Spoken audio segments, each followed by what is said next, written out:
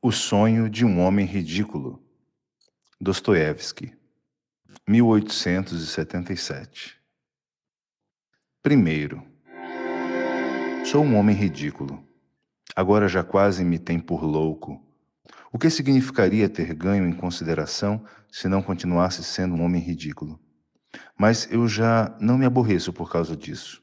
Agora já não guardo rancor a ninguém e gosto de toda a gente, ainda que se riam de mim. Sim, Senhor, agora, não sei porquê, mas sinto por todos os meus próximos uma ternura especial.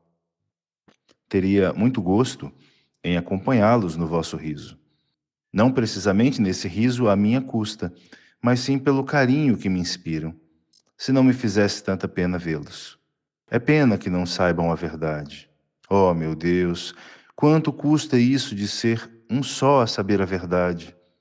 Mas isto não compreendem eles. Não, nunca compreenderiam isto. A princípio, fazia-me sofrer muito a ideia de parecer ridículo. Não o parecê-lo, mas o sê-lo. Eu sempre fui ridículo. E eu já o sabia, talvez, desde que nasci. Talvez já aos 7 anos, eu me apercebesse perfeitamente de que era ridículo. Depois fui para a escola e a seguir para a universidade. Mas quanto mais aprendia, mais obrigado me via a reconhecer a minha condição de criatura ridícula. De maneira que todos os meus estudos universitários não tinham outro objetivo senão o de mostrarem-me e explicarem-me a mim próprio, nas minhas meditações, que eu era um ser ridículo. E, na vida, acontecia-me o mesmo com a ciência. Todos os anos aumentava e se fortalecia em mim o conhecimento da minha condição ridícula, em todos os sentidos. Toda a gente se ria de mim, mas ninguém sabia, nem suspeitava sequer, que se existia no mundo um homem que soubesse melhor do que todos eles como eu era ridículo, esse homem era eu próprio. E era precisamente isso que mais me enraivecia, que não soubessem. Mas disso tinha eu a culpa. Fui sempre tão orgulhoso que por nada desse mundo o teria confessado a ninguém. E esse orgulho ia crescendo também em mim com os anos. E se eu me tivesse permitido confessar a alguém, fosse quem fosse, espontaneamente, que era um homem ridículo, teria imediatamente metido um tiro na cabeça, na tarde do mesmo dia. Oh, quanto me fez sofrer na minha mocidade o medo de não poder, talvez, conter-me e de dizê-lo de repente eu próprio aos meus companheiros. Mas com o andar do tempo, quando me tornei um rapazote, e apesar de continuar reconhecendo cada vez melhor todos os anos essa terrível condição minha, fui me sentindo cada vez mais tranquilo.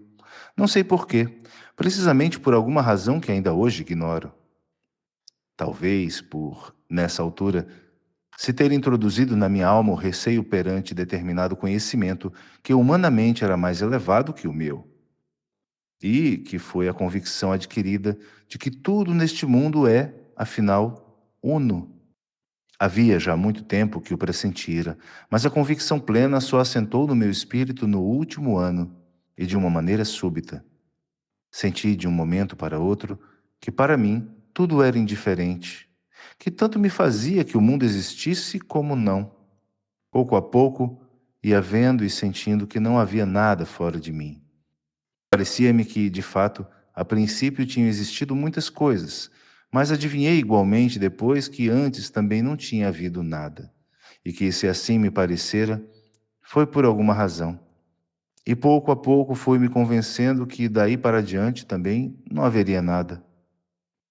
A partir dessa altura, até agora, deixei de preocupar-me mais com os mortais, e quase não voltei a dar-lhes atenção, o que não tardou a refletir-se sobre as coisas mais insignificantes, pois ocorria-me, por exemplo, quando andava pelas ruas, dar encontrões em toda a gente. E não se julgue que era por ir afundando em meditações. Isso não podia ser, porque eu já tinha de pensar em tudo, tudo me era indiferente. Ainda se ao menos me tivesse entregue à resolução de problemas, mas não, nem um só resolvi na minha vida, e isso havendo-os aos pontapés. Mas como tanto me fazia, os problemas afastavam-se de mim sozinhos. E mais para diante, de repente, soube a verdade. soube a verdade no último mês de novembro, precisamente a 3 de novembro, e desde então não se apagou da minha memória nenhum pormenor da minha vida. Foi numa noite tão escura como nunca vi outra tão tenebrosa. Voltava para casa, aí pelas 11 horas da noite. E ainda me lembro que ia pensando em que não poderia haver noite mais escura e mais lôbrega, até em sentido físico. Todo o dia havia chovido, mas uma chuva extremamente fria e aborrecida, uma chuva dessas que deprime o ânimo, a tal ponto que ainda me lembro de sentir hostilidade contra os homens.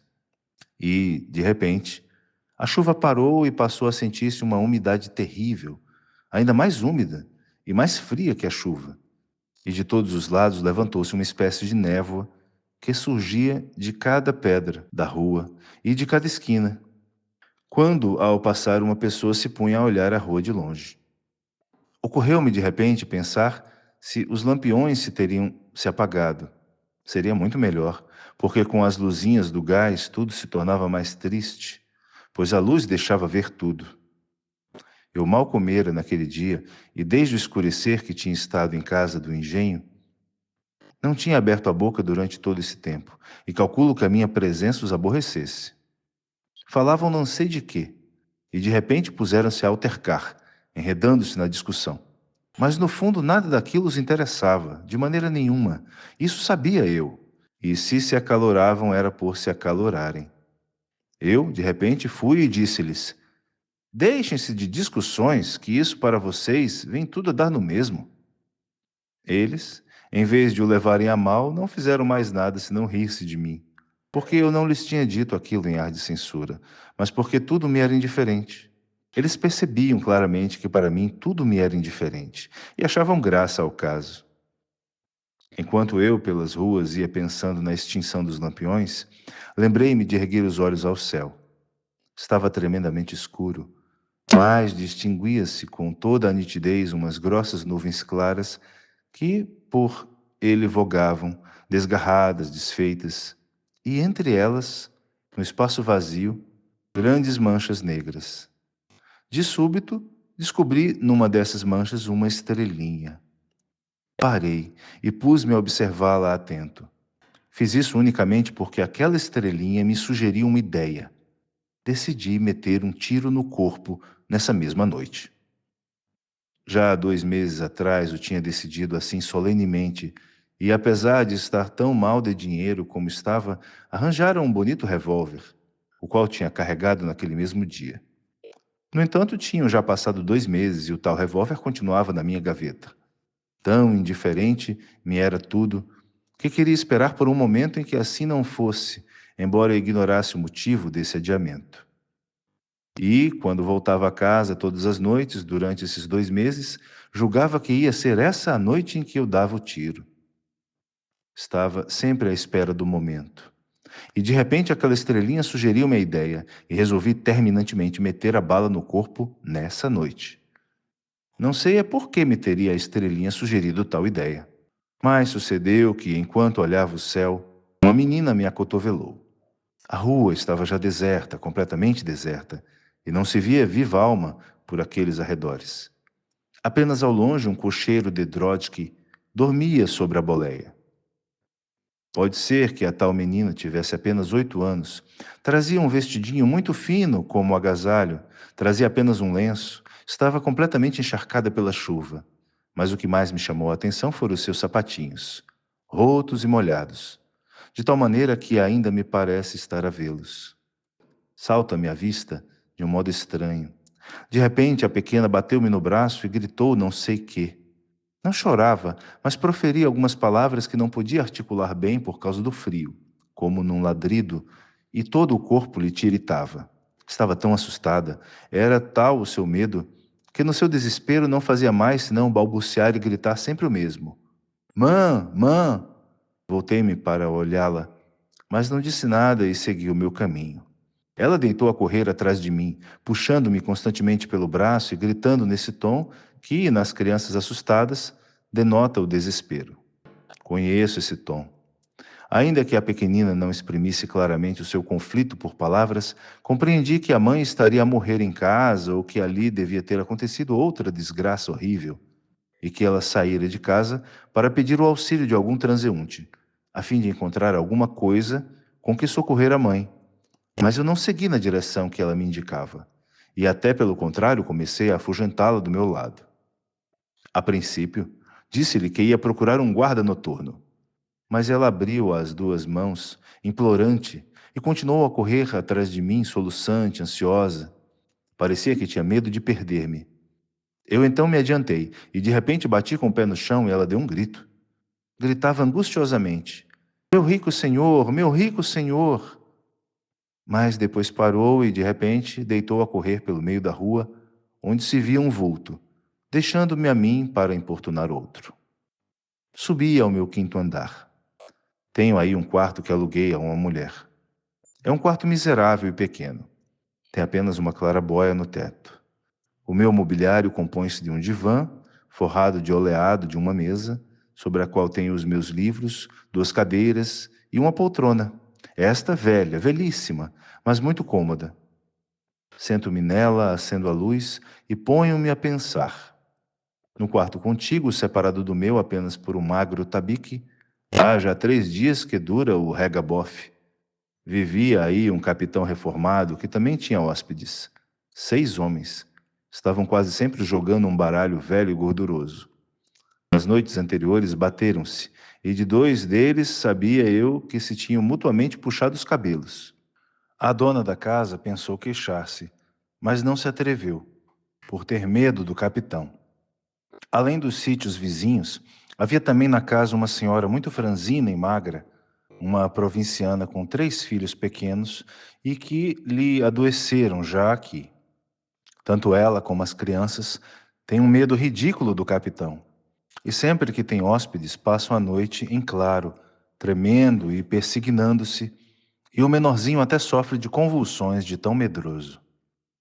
O tal capitão, sei-o muito bem, costuma algumas vezes pedir esmolas aos transeuntes do Nievski Prospect e não se preocupa absolutamente nada com arranjar emprego. Embora, coisa estranha, durante todo o tempo que tem estado em casa, nunca me tenha incomodado de maneira nenhuma.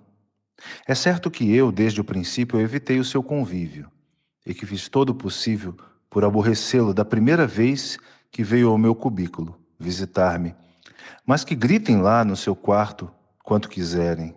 Isso é-me indiferente. Eu passo a noite inteira sentado na minha poltrona e, para dizer a verdade, nem os ouço. A tal ponto consigo esquecer-me deles e dos seus gritos. Mas passo toda a noite em claro. Há já um ano que isto acontece. Fico sentadinho na poltrona até que clareia, e sem fazer nada. Ler só leio de dia. Estou sentado e nem sequer penso em nada. Fico sentado tranquilamente e deixo o pensamento vaguear. A luz consome-se numa noite. Sento-me à mesa, pego no revólver e coloco-o na minha frente. Ainda me lembro de que, quando o coloquei ali diante, perguntei a mim próprio, sim? E que respondi com toda a tranquilidade, sim. Por isso decidi meter uma bala no corpo nessa mesma noite. Eu sabia que nessa mesma noite haveria de esfacelar irremediavelmente a caixa craniana, mas não sabia quanto tempo haveria de continuar ainda ali, sentado, até esse momento. E não há dúvida nenhuma de que teria um tiro na cabeça nessa noite, se não fosse por causa daquela pequena menina. Segundo, mas vejam, apesar de tudo me ser indiferente, sentia, por exemplo, a dor. Sim, a dor, sentia. Se alguém me tivesse batido, teria sentido a dor. E o mesmo no terreno moral. Se tivesse acontecido algo de triste, teria sentido piedade, tal como antes de tudo se me ter tornado indiferente. Por isso, daquela vez senti compaixão. Eu não tinha outro remédio senão prestar o meu auxílio a uma pequenina, fosse como fosse. Por que não o tinha prestado àquela? Porque precisamente nesse momento me ocorreu uma ideia.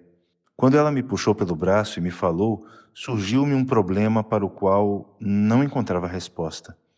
Era uma pergunta ociosa, mas, no entanto, aborrecia-me. Punha-me de mau humor, devido à conclusão lógica a que eu chegara. A conclusão de que, uma vez que ia arrebentar com a caixa dos miolos, tudo me devia ser indiferente.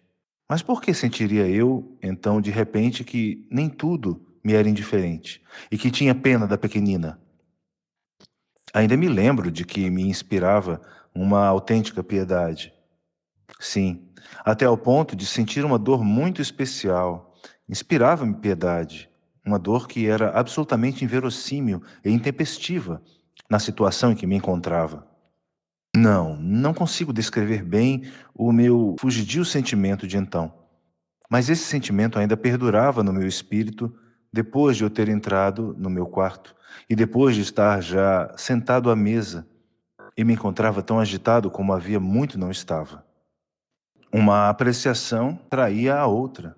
No entanto, é evidente que eu, apesar de ser um homem e não um zero, isto é, apesar de não me ter ainda transformado num zero, e é evidente, repito, que estou vivo, e por conseguinte ainda posso aborrecer-me e sofrer sem sentir vergonha dos meus atos, bem, quanto a mim, mas se eu, por exemplo, me mato dentro de 2 horas, que pode importar-me essa pobre menina?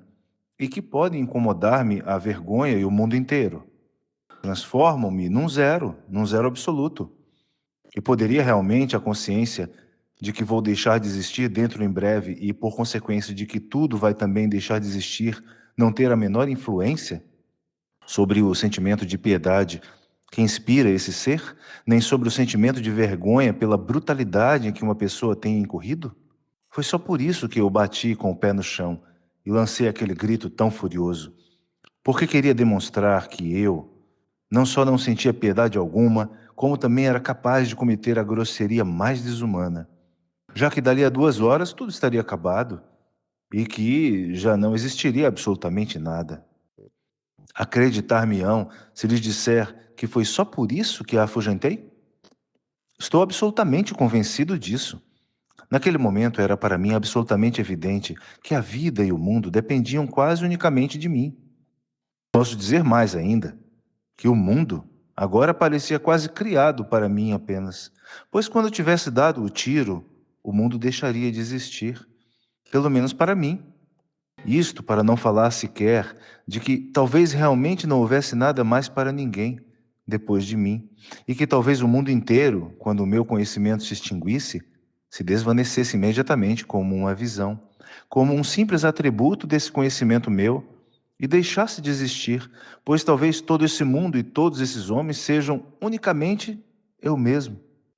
Lembro-me de que ia abandonando todas essas novas perguntas que me assaltam uma atrás da outra e pensava qualquer coisa completamente nova para mim. Tudo isto, sentado na minha poltrona, sempre a pensar. E de repente, entre outros, ocorreu-me um pensamento estranho.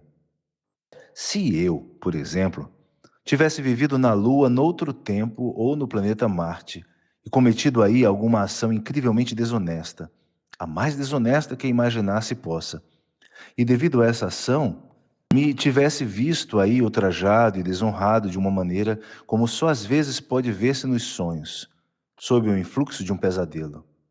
E depois, na Terra, não me abandonasse a recordação daquilo que eu tivesse feito nos outros planetas, e soubesse, além disso, que jamais, fosse como fosse, havia de voltar a esses outros planetas. Pergunto então, quando eu olhasse a Lua, cada terra, tudo seria para mim indiferente ou não? Envergonhar-me-ia ou não, então, dessas minhas ações? Essas perguntas eram ociosas e supérfluas, visto que estavam ali o revólver diante dos meus olhos, em cima da mesa, e que eu sabia, de certeza absoluta, que aquilo havia de acontecer infalivelmente. Mas, no entanto, essas perguntas pungiam-me e molestavam-me. Parecia-me que afinal não podia morrer sem ter, de qualquer maneira, resolvido esses problemas. Em resumo, aquela pequenina salvou-me, pois devido àquelas perguntas adiei a minha morte. Entretanto, no quarto do capitão reinava o silêncio. O dono da casa e os hóspedes tinham acabado de jogar e preparavam-se para dormir, embora sem deixarem de resmungar ou de insultar-se até o fim, na sua bebedeira. E então sucedeu-me adormecer de repente, coisa que nunca antes me acontecera, sentado na poltrona junto da mesa. Adormeci de um momento para o outro. Como se sabe, os sonhos são uma coisa muito estranha. Percebemos neles com uma clareza assustadora, com uma artística elaboração, certos pormenores, ao passo que passamos outros completamente por alto, como se não existissem, sucedendo assim, por exemplo, com o tempo e com o espaço. Creio que os sonhos não os sonha a razão, mas o desejo, não a cabeça, mas o coração. E, no entanto, sobre que coisas tão complicadas passa às vezes a minha razão no sonho, coisas absolutamente incompreensíveis. Por exemplo, há 5 anos que morreu o meu irmão, mas eu costumo vê-lo frequentemente nos meus sonhos. Toma parte em tudo quanto me interessa.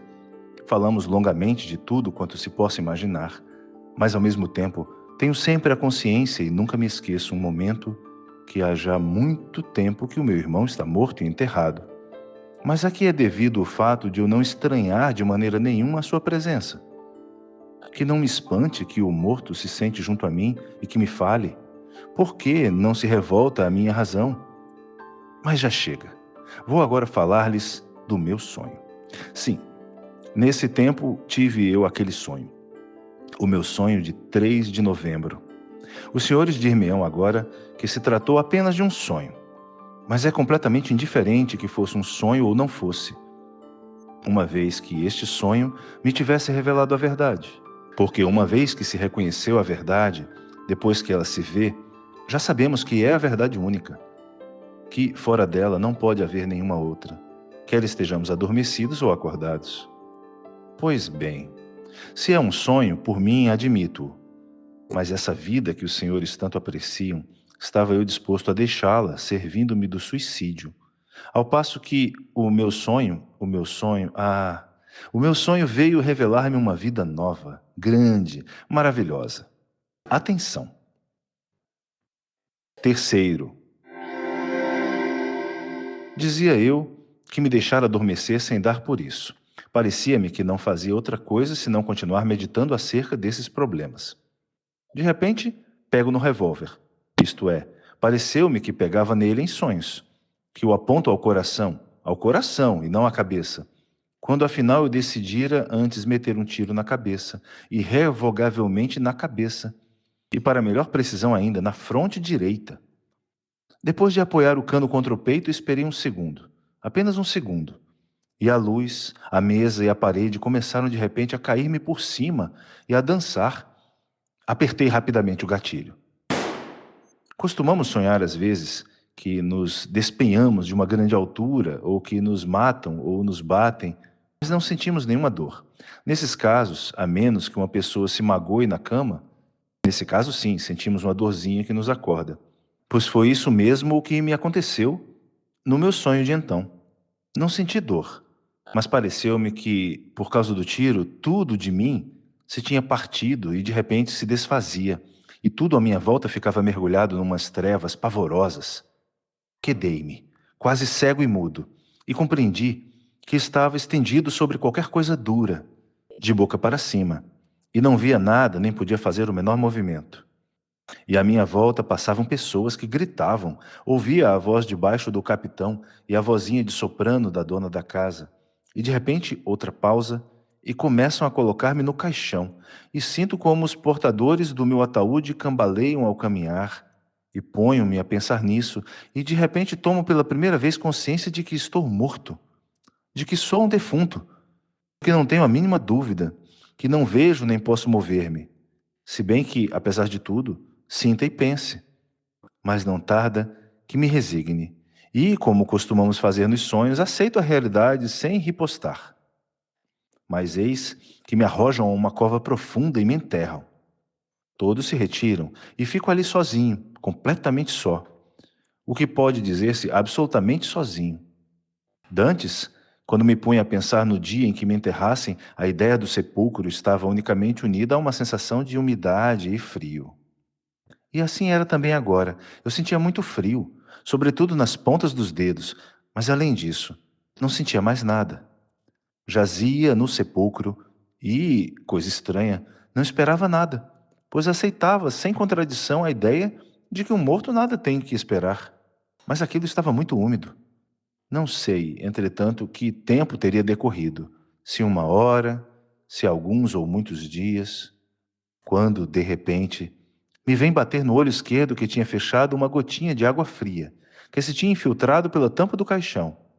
Decorreu um minuto e uma segunda gota me salpicou, depois uma terceira, e assim sucessivamente sempre, de minuto a minuto. Isso produziu-me uma contrariedade violenta, e de repente senti uma dor física no coração. É a ferida, pensei. Foi aí que a bala se alojou. Mas a gotinha continuava a cair a cada minuto, e sempre exatamente no meu olho esquerdo. E então gritei, não com a minha voz, visto que não podia fazer movimento algum, mas com todo o meu ser, para o autor de tudo aquilo que me sucedia. Oh, quem quer que sejas, se é que existes e que há alguma coisa de mais razoável do que aquilo que me sucede, ordena-lhe também, que impõe aqui o seu domínio. Mas se queres castigar-me pelo meu insensato suicídio com a insensatez de continuar a existir, fica sabendo que nada do que me esteja reservado pode comparar-me com o desprezo que eu sentirei em silêncio, ainda que a minha tortura e o meu martírio possam durar milhões de anos. Gritei assim, e depois calei-me. Teria durado perto de um minuto aquele profundo silêncio, e, passado esse tempo, tornou a cair sobre o meu olho fechado a já acostumada gota. Mas eu sabia de um modo infinito e inquebrantável que tudo iria mudar imediatamente. E eis que, de súbito, se abre o meu sepulcro. Isto é, eu não sei ao certo se me o teriam aberto. O certo é que um ser obscuro e para mim desconhecido se apoderou de mim e partimos ambos para o espaço interplanetário. E de repente recuperei a vista. Era noite, noite profunda, e nunca eu tinha visto obscuridade semelhante. Atravessamos os espaços siderais, já muito longe da Terra. Não fiz pergunta alguma ao meu condutor. Esperava e sentia um orgulho imenso. Assegurei-me de que não tinha medo e quase desfalecia de gozo ao pensar que não o tinha. Não sei quanto tempo teríamos voado assim pelos espaços, nem consigo imaginá-lo bem. Tudo aquilo aconteceu como costumam acontecer as coisas nos sonhos, ultrapassando a lei da razão, o espaço e o tempo, e ficando tudo limitado àquilo que o nosso coração sonha. Lembro-me de que, de súbito, no meio daquelas trevas, divisei uma luzinha. Será Sirius? Perguntei-lhe contra minha vontade, pois não queria perguntar nada. Não, essa é a mesma estrelinha que tu viste entre as nuvens, quando voltavas para casa, respondeu-me o ser que me conduzia, e do qual eu sabia somente que tinha um rosto humano. Mas, coisa estranha, aquele ser não me era simpático e inspirava até uma profunda aversão. Eu tinha contado com o não ser absoluto, e partindo dessa hipótese tinha decidido suicidar-me. E agora me encontrava nos braços de um ser que não era evidentemente um ser humano, mas que nem por isso deixaria de ser uma realidade. E era-o efetivamente. Portanto, há uma vida depois da morte, pensei eu com essa estranha rapidez daquele que dorme, se bem que a essência fundamental do meu coração conservasse em mim toda a sua profundidade. Já que tenho de existir outra vez, e outra vez tenho de viver, por mandato de não sei que vontade inapelável, não quero que ninguém me vença nem me humilhe. Tu sabes que eu tenho medo de ti, e é por isso que me desprezas, disse de repente para o meu condutor. Não tinha podido conter-me e tinha-lhe feito a humilhante pergunta que trazia implícita a confissão, e sentia no meu coração a dor do meu vexame como uma punhalada. O ser não respondeu à minha pergunta, mas senti subitamente que ele não me desprezava, nem se ria de mim, e que nem sequer se apiedava, e que nosso voo tinha uma finalidade, uma meta desconhecida e misteriosa, e que só a mim interessava. E o temor cresceu no meu coração. Algo emanava do meu mudo condutor em silêncio, mas dolorosamente sobre mim e me oprimia o coração. Atravessamos obscuras e ignoradas esferas. Havia já muito tempo que tinham desaparecido da minha vista as constelações conhecidas. Eu sabia que nos espaços interplanetários há astros cujos raios de luz levam milhares e até milhões de anos a chegar à Terra, mas é possível que tivéssemos percorrido já distâncias ainda maiores. Eu esperava, não sabia o quê, e a nostalgia torturava o meu coração. E de súbito, surgiu em mim um sentimento conhecido, familiar. Vi o sol. Eu sabia que não podia ser o nosso sol, o pai da nossa terra, e que engendrou a nossa terra. Mas compreendi, em virtude não sei de quê, com o meu ser, que aquele sol era um sol absolutamente como o nosso, que era a sua reprodução e o seu duplo. Um doce, animador sentimento encheu de prazer a minha alma, a preciosa, corpórea força da luz que me tinha engendrado. Encontrou repercussão na minha alma e fê-la ressuscitar, e eu senti a vida de outrora, pela primeira vez depois do meu enterro. Visto que existe o sol, e é um sol completamente igual ao nosso, exclamei: onde está a terra? E o meu companheiro apontou-me uma estrelinha que despendia um brilho esmeraldino. Voávamos precisamente por cima dela. Como é possível existirem no universo tais cópias? Será essa verdadeiramente a lei do universo? E se esta é a Terra, diz-me, será uma terra como a nossa? Uma terra também desditada e pobre, mas não menos apreciada e querida, que inspire o mesmo doloroso amor aos seus mais ingratos filhos, como a nossa terra? Exclamei, tremendo com um amor arrebatado, audaz, imprimível, por aquela terra sagrada, a lôbrega e enxovalhada terra que acabava de abandonar. E a figurinha da pequenina, que eu espantara com um grito, surgiu instantaneamente na minha memória. Hás de ver com os teus próprios olhos, respondeu o meu companheiro, e uma tristeza vibrava na sua voz. Aproximávamos-nos velozmente do planeta. Este agigantava-se diante dos meus olhos, e eu podia já distinguir os oceanos, perceber depois os contornos da Europa, e de repente acordou no meu coração uma grande e sagrada inveja. Como poderia existir uma cópia e qual a finalidade da sua existência? Eu amo e só posso amar essa terra que acabo de deixar, na qual perduram ainda as gotas daquele sangue. Que ingrato! Derramei ao desprender-me da vida. Mas nunca, nunca deixei de amar a nossa terra. E talvez até aquela noite em que a abandonei tivesse sido o momento em que a amei mais apaixonada e dolorosamente. Existe também a dor nesta nova terra? Será que na nossa só podemos viver com a dor ou graças a ela? Não sabemos amar de outro modo, nem conhecemos outro amor. Eu quero dor para poder amar. Quero sim, neste momento apenas anseio por poder beijar, banhado em lágrimas, a terra que abandonei. E não quero, não aceito nenhuma outra vida senão a da nossa terra. Mas o meu companheiro já me tinha deixado. Tinha deixado sem me ter apercebido àquela outra terra, à clara luz solar de um dia de paradisíaca beleza. Creio que me encontrava numa daquelas ilhas que formam o arquipélago helênico, se não era, porventura, algum ponto da costa que ali circunda o mar Egeu. Oh, era tudo tal como entre nós, simplesmente tudo parecia encontrar-se numa disposição firme e resplandecer numa grande vitória, santa e finalmente conquistada. O mar suave, de um azul escuro, batia suavemente contra o litoral e cingia-se contra ele com um imenso, visível e quase inconsciente amor. As árvores sombrias apareciam em todo o esplendor da floração, e estou convencido de que as suas folhas inumeráveis me davam as boas-vindas, com o seu leve e amistoso sussurro, murmurando-me ignoradas palavras de amor. A relva ostentava uma verdura muito fresca e brilhante. Os pássaros cruzavam em bandos pelo ar, e os passarinhos pousavam-me, sem ponta de medo, nos ombros e nos braços, e davam-me alegres pancadinhas com as suas asinhas trêmulas. E, finalmente, eu olhava e reconhecia também os homens daquela terra feliz. As pessoas chegavam-se a mim espontaneamente, rodeavam-me e davam-me beijos. Eram filhos do sol, filhos do seu sol. Oh, e como eram bonitos! Nunca ouvi na nossa terra homens tão belos. Quando muito poderemos encontrar nas crianças, nos seus mais tenros anos, um reflexo fraco e longínquo de semelhante formosura.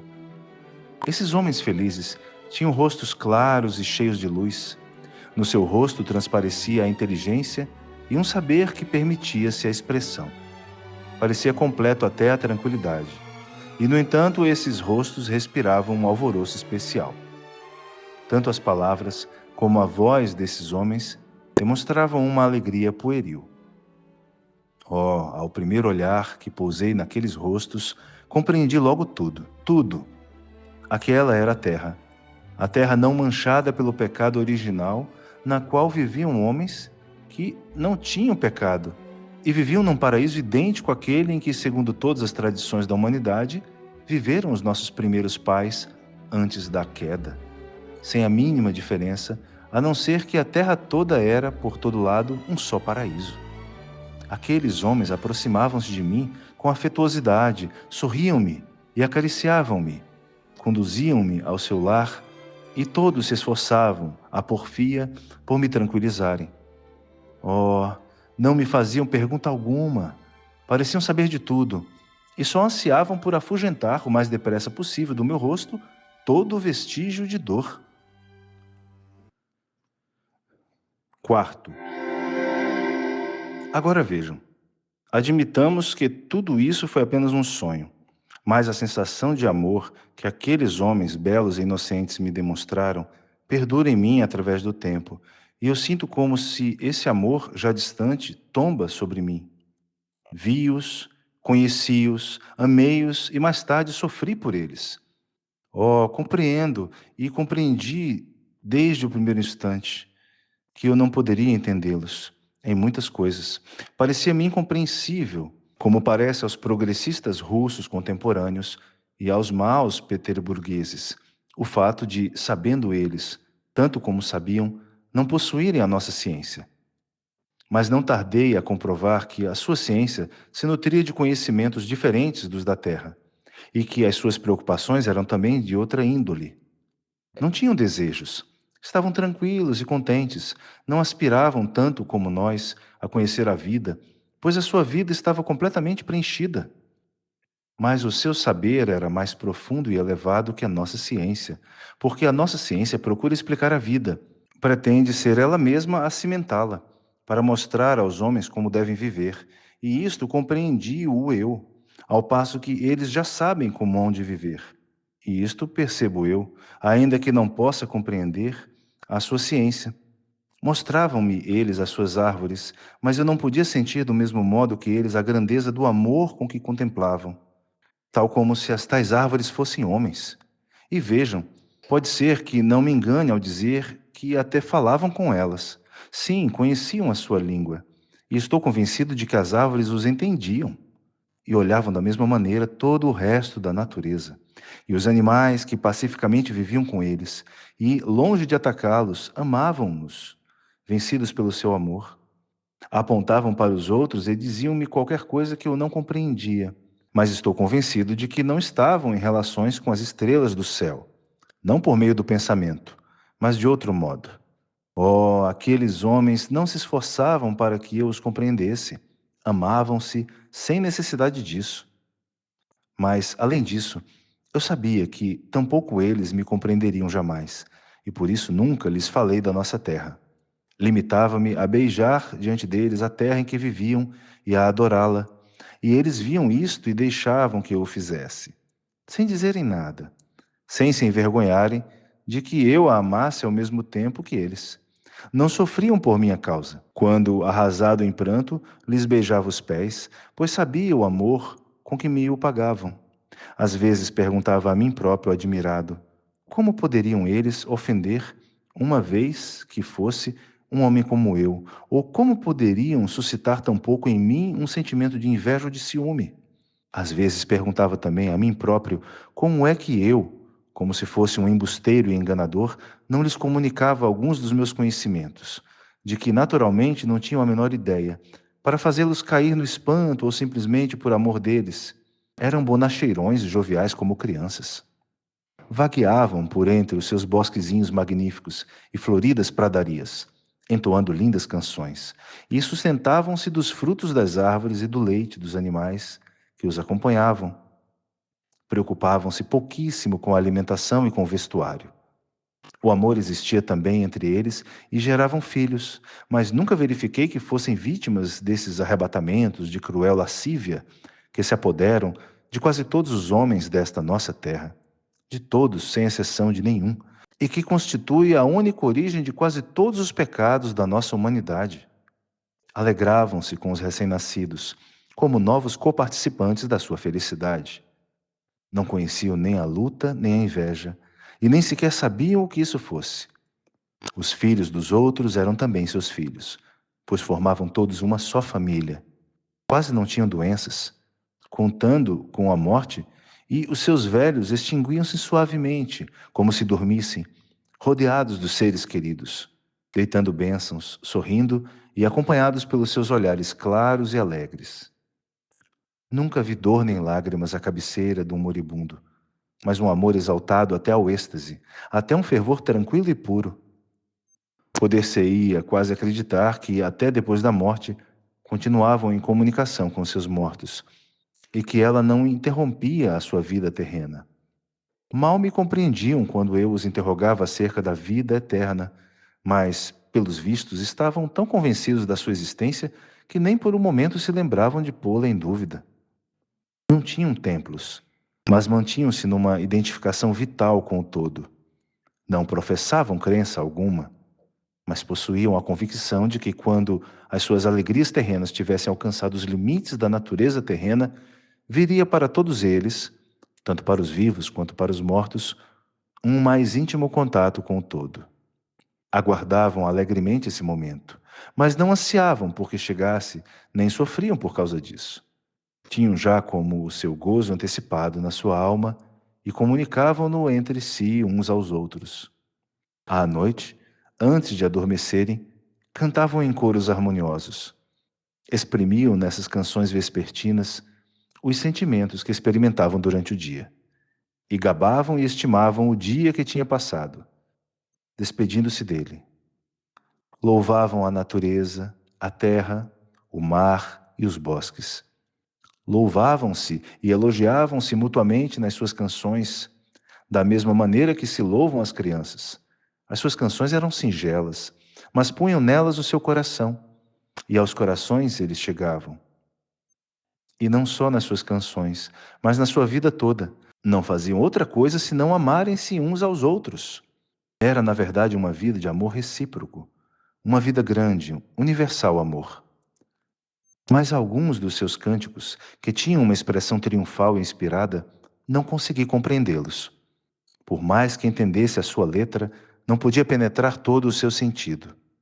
Eram intangíveis para minha razão, ainda que cada vez penetrassem mais fundo no meu coração, sem que eu pudesse aperceber-me do que se passava. Costumava dizer-lhes que já anteriormente eu tinha adivinhado tudo aquilo, que já na nossa terra o pressentimento de toda aquela aventura, daquele jubiloso cântico de louvor, me tinha feito experimentar um entusiasmo estéril e às vezes excessivas. Que tudo aquilo eu tinha visto já nos sonhos da minha alma e nos meus sentidos. Que lá longe, na nossa terra, por mais de uma vez me arrancara lágrimas o pôr do sol.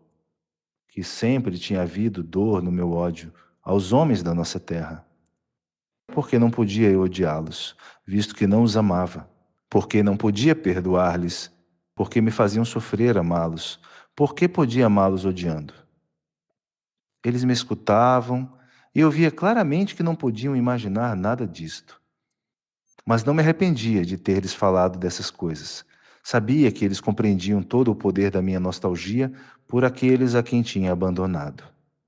Sim, quando eu sentia pousar-se em mim o seu diáfano e aprazível olhar, trespassado de amor, sentia como entre eles também o meu coração se tornava puro e inocente, como o seu. Não lamentava não poder entendê-los. Faltava-me o alento por sentir tão intensamente a plenitude da vida, e ficava em silêncio adorando-os. Oh, toda a gente se ri agora na minha cara e me afirma que não pode ver-se nada semelhante ao que eu estou descrevendo, que no meu sonho, mais não fiz do que experimentar um sentimento elaborado pelo meu próprio coração e que todos esses pormenores os devia ter arquitetado depois, já desperto. E quando concordei e disse que podia ser que tivessem razão, sabe, Deus, as gargalhadas, a hilariedade que as minhas palavras provocavam. Naturalmente, eu estava apenas dominado pelo sentimento do sonho, e só este único sentimento perdurava no meu coração, que sangrava.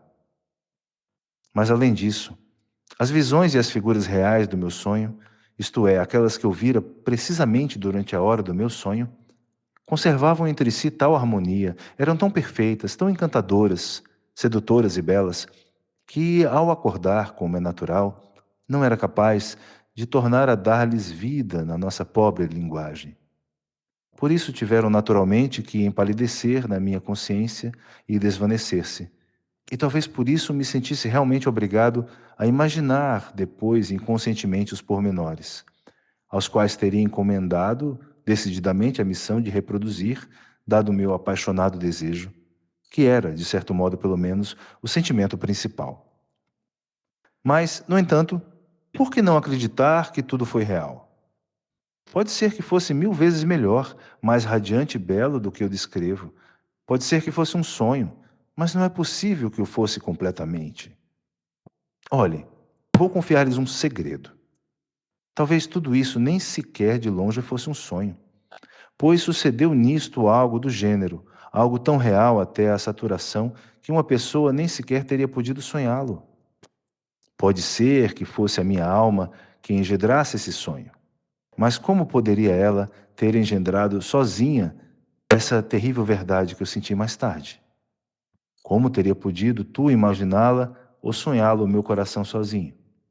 Seria possível que o meu insignificante coraçãozinho e a minha humilde e caprichosa razão tivessem podido acender a semelhante revelação de verdade? Oh, julguem os senhores por si mesmos. Até este momento não falei no caso, mas agora vou dizer a verdade toda. A conclusão foi eu ter estragado tudo aquilo. Quinto, sim, a conclusão foi eu ter estragado tudo. Como isso foi, é que eu não sei. Já não me lembro como é que sucedeu. O sonho durou milhares de anos e apenas me deixou uma impressão de conjunto. Só me lembro de que a queda do pecado original fui eu, como uma espantosa trinquina, qual pestífero bacilo que devasta a terra, assim devastei eu toda aquela terra inocente e feliz. Aqueles homens aprenderam a mentir, tomaram gosto à mentira e reconheceram como eram belos. Oh, pode ser que a princípio o fizessem inocentemente, por puro jogo, por diversão, que apenas se tratasse de um bacilo, mas este átomo de mentira enraizou-se nos seus corações e foi do seu agrado. Não tardou que dele derivassem a voluptuosidade, e esta voluptuosidade engendrou a inveja, e esta a crueldade. Oh, não sei, não me lembro já como, mas não tardou que se vertessem a primeira gota de sangue. A princípio apenas sentiram espanto, mas depois assustaram-se e começaram a afastar-se uns dos outros. Vieram as censuras e as incriminações. Conheceram a vergonha e erigiram-na em virtude. Surgiu o conceito da honra e cada bando se uniu à sombra de sua bandeira. Começaram a torturar os animais e os animais afastaram-se deles. Foram ocultar-se nos bosques e tornaram-se seus inimigos. Iniciou-se a luta pela separação, pela particularização, pela personalidade, pelo teu e pelo meu. Começaram a falar várias línguas. Conheceram a dor e tomaram-lhe o gosto. Ansiavam pelo sofrimento e diziam que a verdade só se comprava pelo preço do martírio. Depois surgiu a ciência. Como se tinham tornado maus, deram a falar de fraternidade, de humanidade e compreendiam estas ideias. Como se tinham tornado criminosos, inventaram a justiça e redigiram códigos para a encerrarem neles. Para assegurar o cumprimento desses códigos, ergueram a guilhotina. Mal se recordavam daquilo que tinham perdido e não queriam acreditar que alguma vez tivessem sido inocentes e felizes. Riam-se até da possibilidade dessa sua felicidade passada e taxavam-na de sonho fantástico. Nem sequer podiam fazer uma ideia desse estado. E acontecia, além disso, uma coisa estranha. Agora que tinham perdido toda a fé na felicidade pretérita e a classificavam de fantasia, empenhavam-se a tal ponto a voltar a ser inocentes e felizes que se ajoelhavam como crianças ante os desejos dos seus corações. Adoravam esses desejos, erguiam-lhes templos e oravam à sua própria ideia, ao seu próprio querer, ao mesmo tempo que continuavam a acreditar, com uma convicção inabalável, na possibilidade de cumprirem e realizar essa ideia, apenas de implorarem por ela de joelhos. E, no entanto, se pudesse ter se dado o caso de voltarem outra vez àquele inocente e venturoso estado que perderam, se alguém os tivesse consultado, perguntado-lhes: "Quereis voltar a ele?", eles iam respondido resolutamente que não. A mim, diziam-me: "Bom, seremos mentirosos, maus e injustos, sabemo-lo e lamentamo-lo. E essa é a nossa tortura, e talvez por isso nos atormentemos e castiguemos mais do que faria esse juiz misericordioso que há de julgar-nos no futuro, mas cujo nome nos é desconhecido. Mas em compensação possuímos a ciência, e graças a ela havemos de tornar a encontrar a verdade, e então aceitá-la-emos já com consciência. O saber está acima do sentimento, o conhecimento da vida acima da própria vida. A ciência far-nos-á oniscientes. A onisciência conhece todas as leis. E o conhecimento da lei da felicidade está acima da própria felicidade." Eram assim que eles me falavam. E a avaliar por tais palavras, cada um deles se tornaram mais apreciador de si mesmo que dos outros. Se tinha valorizado a si mesmo mais de que tudo no mundo. Sim, e não poderia ter sido de outro modo.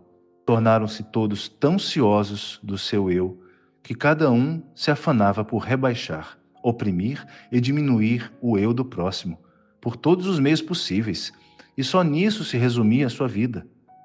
Desenvolveu-se a escravatura e surgiram até escravos voluntários.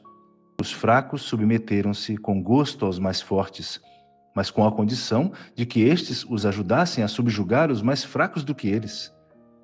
Surgiram entre eles profetas, que lhes falavam do seu orgulho, chorando, da perda da medida e da harmonia do sentimento do pudor. Mas eles riam-se e troçavam desses profetas e acabavam por lapidá-los. Sangue sagrado correu sobre os umbrais do templo. Mas também havia homens que começaram a discutir a maneira de voltar a uni-los a todos, sem que deixassem, entretanto, de querer a si mesmos mais que a ninguém, sem prejudicar aos outros, para que todos tornassem assim a viver em comum, formando uma só amistosa e concorde sociedade. Esta ideia foi, entre eles, causa de grandes guerras. Todos os beligerantes acreditavam ao mesmo tempo que a ciência, a onisciência e o instinto da própria conservação obrigariam finalmente os homens a unirem-se numa sociedade razoável e cordata, para o que, no entanto, se esforçavam os oniscientes, a fim de acelerar as coisas, por exterminar todos os não oniscientes e a quantos não compreendiam a sua ideia, a fim de que não fossem um obstáculo para o seu triunfo. Mas não tardou que diminuísse o sentimento geral da própria conservação e surgissem voluptuosos e soberbos que proclamavam abertamente que desejavam tudo ou nada. Registraram-se proezas de todo gênero, e quando não conseguiam nada com elas, restava o recurso do suicídio. Houve religiões consagradas ao culto do não-ser e do próprio aniquilamento em honra do eterno repouso no nada. Até que, por fim, aqueles homens se cansaram dos seus absurdos esforços e nos seus rostos se refletiu a dor, e proclamaram: "A dor é beleza, pois só a dor tem sentido", e cantaram a dor nos seus poemas. Eu andava numa agitação entre eles, torcia as mãos e chorava, mas amava-os, no entanto, e talvez mais do que antes, quando no seu rosto não assomava ainda nenhuma dor e eram belos e inocentes. A terra por eles manchada parecia-me então mais valiosa do que antes, quando era um paraíso, e isso apenas porque nela aparecera a dor. Oh, eu sempre amei a dor e a tristeza, mas só para mim, só para mim. Mas como agora sofriam eles também, chorava de compaixão. Estendia-lhes as minhas mãos e, no meu desespero, acusava-me, amaldiçoavam-me e desprezavam-me a mim próprio. Dizia-lhes que tudo aquilo era obra minha, que eu, apenas eu e mais ninguém, é que tinha a culpa de tudo. Que eu lhes tinha levado à corrupção, à peste, à mentira. Pedia-lhes que me crucificassem, ensinava-lhes a armar uma cruz e a levantá-la. Eu não me podia matar a mim mesmo. Não tinha coragem para fazê-lo, mas queria sofrer o tormento pelas mãos. Suspirava por derramar o meu sangue até a última gota no suplício. Mas eles não faziam mais do que rir-se de mim, acabando por dizer que eu era um doido acabado. Até me defendiam, dizendo que não tinham agora mais do que aquilo que tinham desejado e que tudo isso acontecera porque tinham, finalmente, de acontecer. E por fim declararam que eu constituía um perigo para eles e que, portanto, tinham resolvido encerrar-me no manicômio, se não desistisse das minhas prédicas. Quando os ouvi dizer isto, foi tão grande a dor que me trespassou a alma que o meu coração se confrangeu e eu me senti morrer. E foi então que despertei do meu sonho. Era já amanhã. O sol ainda não se tinha erguido. Eram 6 da manhã. Acordei na minha poltrona. A luz tinha se extinguido completamente. No quarto contíguo dormiam o capitão e a sua gente, e na casa reinava um estranho silêncio. A princípio estremeci, assombrado. Nunca me tinha acontecido nada de semelhante. Até as coisas pequenas me impressionavam. Por exemplo, jamais adormecera dessa maneira na poltrona. E depois, enquanto me punha de pé e acabava de despertar, fixei de repente a vista no revólver. Um revólver carregado, mas no mesmo instante atirei-o para longe. Ó vida, grande e sagrada vida! Abri os braços e invoquei a verdade eterna. Soluçava, entusiasmo. Um entusiasmo incomensurável enchia todo o meu ser. Sim, vida e anunciação. A anunciação ficou decidida para mim naquele mesmo instante, decidida para toda a vida. Irei e anunciarei. O quê? A verdade. Uma vez que a vi com meus próprios olhos e reconheci toda a sua magnificência. E desde então anuncio a boa nova. Amo-os a todos, e mais que a ninguém, aqueles que se riem de mim. Por que amo mais a estes? Não sei, nem tampouco posso explicá-lo, mas é assim. Dizem que estou enganado. Mas se agora estou enganado, como será mais para diante? Sim, é provável que tenho razão. Estou enganado. E quanto mais estiver, talvez seja pior. Provavelmente ainda incorrerei em erro com frequência, até aprender como é que se deve predicar, isto é, com que palavras e com que atos, pois é difícil sabê-lo. Agora já é para mim tão claro como a luz. Mas escutem uma coisa: quem é que não erra? E, no entanto, todos se afadigam por um mesmo objeto. Todos, desde o sábio ao último criminoso, simplesmente procedem de maneira diversa. É esta uma verdade já velha, mas eis aqui outra nova. Eu não posso enganar-me assim tanto, pois eu vi a verdade. Sei-o. Os homens podem tornar-se belos e felizes sem que para isso tenham de deixar de viver na terra. Eu não quero nem posso crer que a maldade seja o estado normal do homem. Mas eles troçam desta minha crença. Não acreditam em mim. Eu vi a verdade. Não que a tenha descoberto com a minha inteligência, não. Via o que se chama ver, e o seu rosto vivo preencheu a minha alma para toda a eternidade. Via numa integridade tão completa que, como poderia acreditar agora que essa verdade não possa existir também entre os homens? E como? Como poderia eu estar enganado? Talvez ande um pouco desorientado, é possível. Também que empregue palavras estranhas, mas isso não deve durar muito. A imagem viva do que vi viverá em mim eternamente e servir-me-á de norte e de guia. Oh, eu estou muito contente e esperançado. e não me cansarei de andar, ainda que peregrine durante 1000 anos. Olhem, a princípio queria esconder de vós que tinha sido o causador da sua perdição, mas isso teria sido falta da minha parte, pois assim tínhamos já a primeira culpa. Mas a verdade dizia-me ao ouvido que eu mentia, salvava-me do erro e dirigiu-me para o caminho reto. Mas não consegui saber como é que alcançara o paraíso, pois não consigo exprimi-lo por palavras. Perdi as palavras no sonho, pelo menos todas as palavras necessárias, as mais precisas. Mas isso não importa. Eu caminharei por esses mundos e anunciarei a boa nova, uma vez que vi com os meus próprios olhos, ainda que não possa exprimir o que vi. Mas é isto, precisamente, que não podem compreender os trocistas. Teve um sonho, como ele próprio diz, um delírio febril, uma alucinação. Ah, isso é sensato? E ficam todos inchados. Um sonho? Mas que é um sonho? Não será a nossa vida um sonho? Esperem, que vou dizer-vos ainda mais. Bem, admitamos que isso nunca venha a realizar-se e que este paraíso não chegue nunca a ser uma realidade. Eu próprio admito isso. Bem, pois, apesar de tudo, continuarei anunciando a boa nova.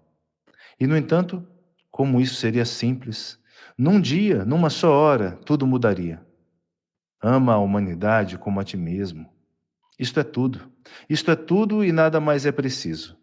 Saberás depois como hás de viver. E além disso, só há uma verdade antiga, antiquíssima, mas que é preciso repetir 1 e 1000 vezes, e que até agora não se arraigou em nossos corações. O conhecimento da vida está acima da vida. O conhecimento da lei da felicidade está acima da própria felicidade. Eis aí aquilo contra que se deve lutar, e eu lutarei contra isso.